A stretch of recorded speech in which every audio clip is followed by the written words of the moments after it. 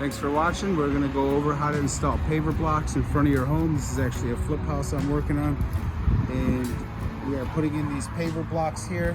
Just going to go over real quick some tips and tricks for you guys. When you dig out the area, use a level and stomp it all out. I actually stomped it with this big giant, one of them blocks, wherever the hell it went, disappeared on me.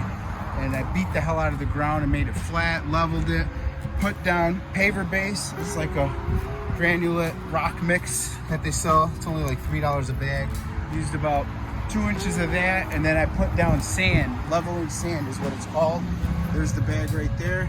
Put that down, beat it down, made sure it was level. And then every time I put in some blocks, I used the level to make sure everything was level and the water was sloping this way. So about 1/4 inch for every 12 inches. So that way when water hits this, it'll go that way.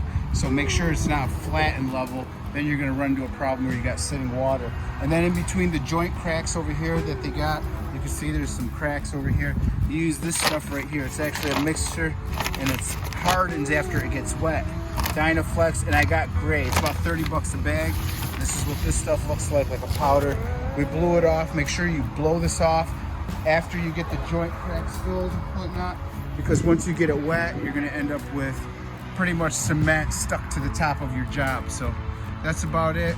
Quick video, tips and tricks on how to install this. And you could do it, just make sure it's level. Don't move forward, it's not level. Every time you put in a block, level each one, make sure the water's gonna drain that way, and then there's no lippage over here.